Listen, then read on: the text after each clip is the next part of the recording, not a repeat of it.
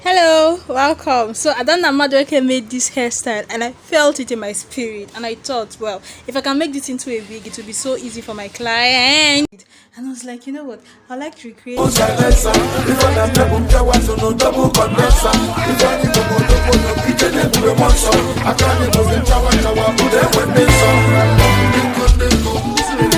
it will be so easy for people.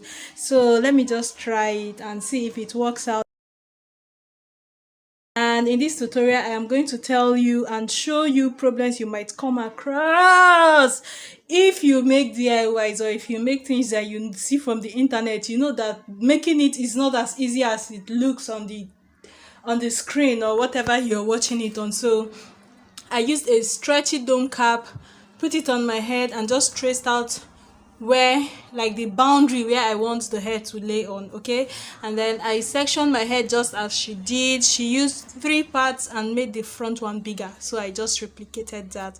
And guys, in this tutorial, you're going to get all the tea. Like, just watch. If you're to make this thing yourself, you know how when you're done with a tutorial you feel like, oh god, I wish I had, like, you just notice some mistakes that you didn't know you will come across. This video is going to show you those mistakes you will come across when you watch this video and you do your own. It's going to come out perfectly. If I am to replicate this thing again, like, it is going to be finer than Adana's own 2 million times. This hair is different. I am going to tell you, like, the small mistakes that I did that made my own not to come out as hard. His heart was like big and just fell on her face very well, but mine was more like an updo, and I know where I went wrong.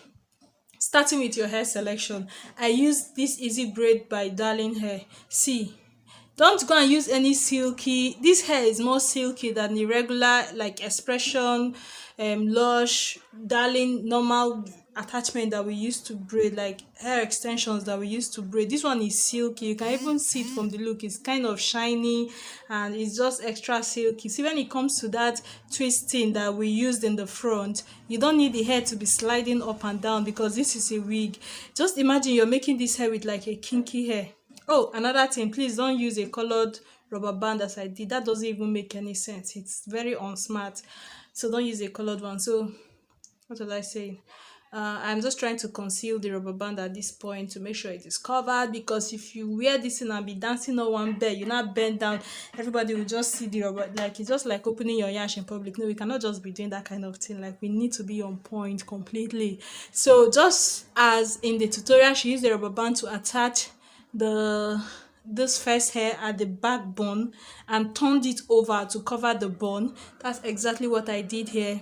Now I am passing the needle through the braiding hair, through to the dome cap, from side to side, while trying to make sure that the thread is concealed.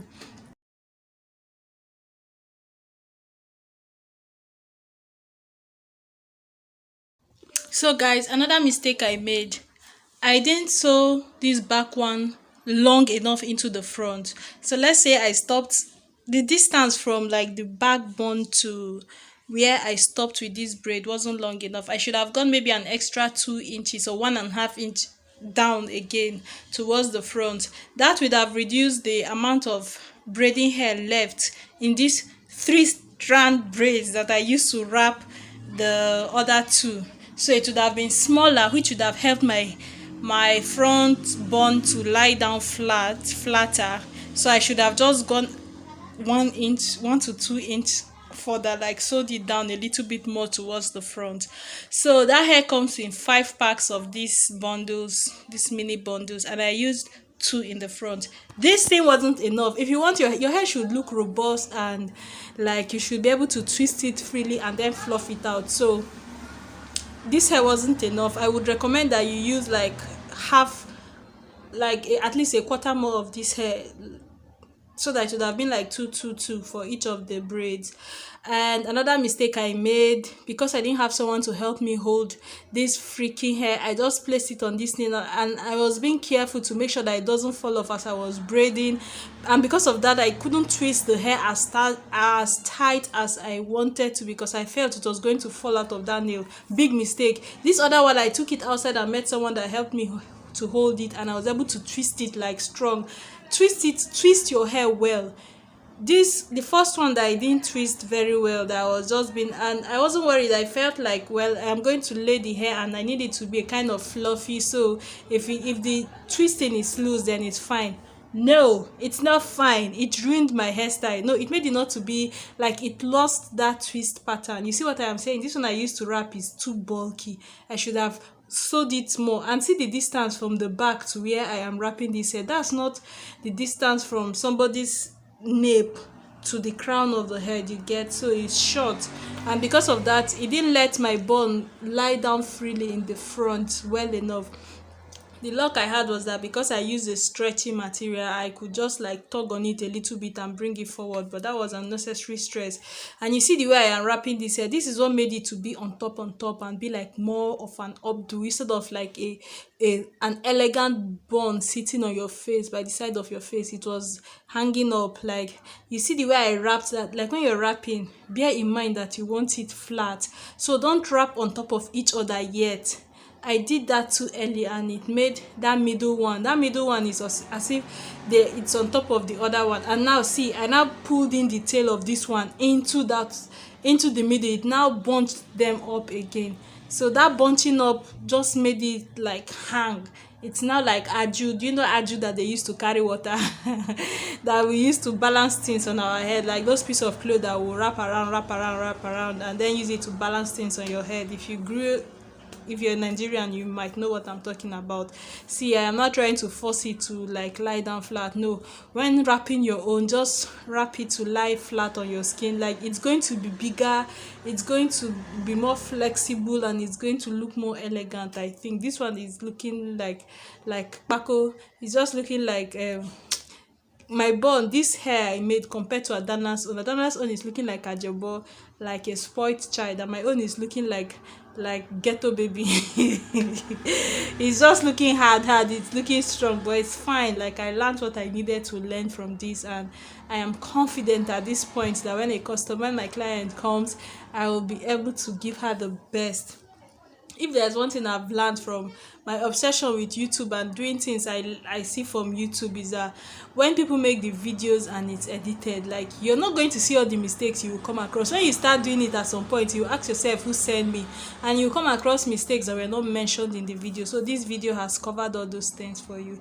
And then remember that this whole bun, this big bun, is mostly going to be on your face, so don't sew it down in the front side. I sewed it down, but in the section that is inwards to the cap. But when I cut the cap, like, you can let the front part of this bun not be attached to the wig cap.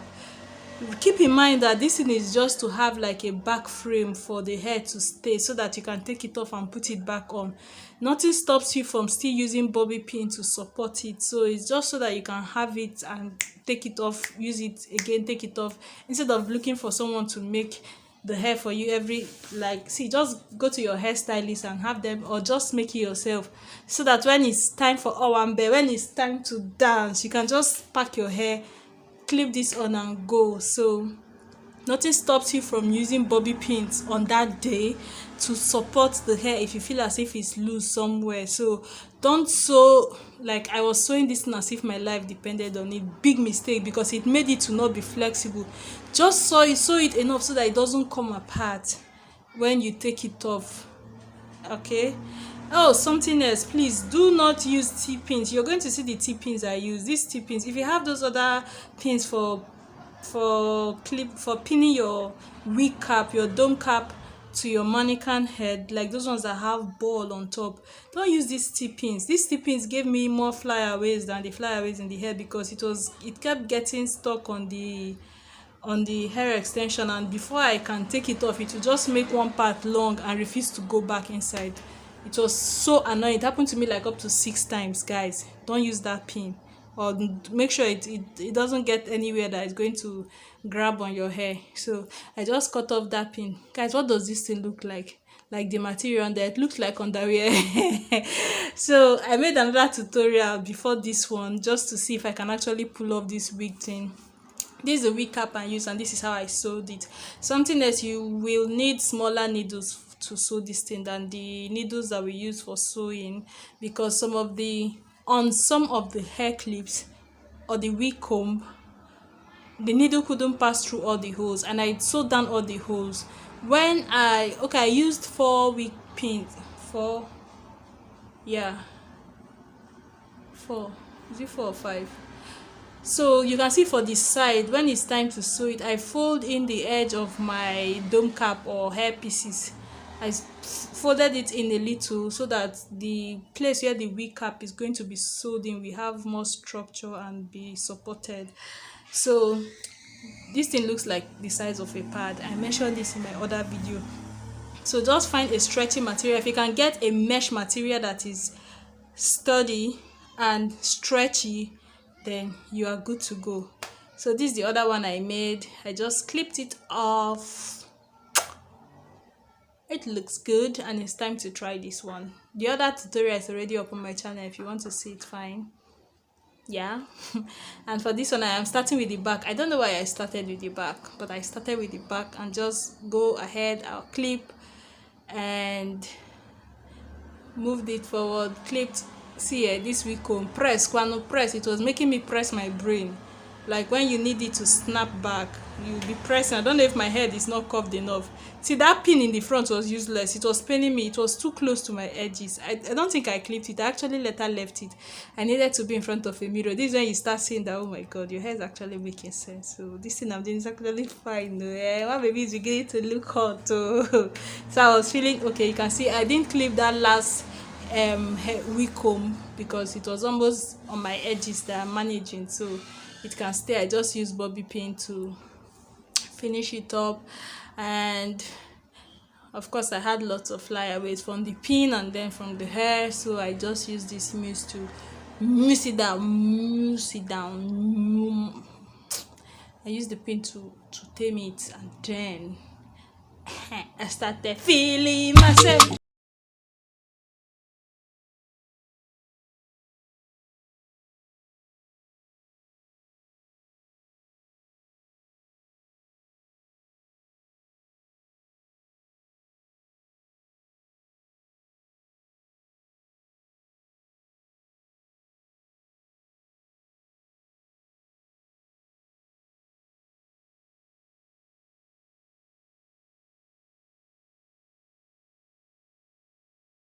Ikebe was what I put on. So I had to change my earring to something that looks like Nigerian Owambe.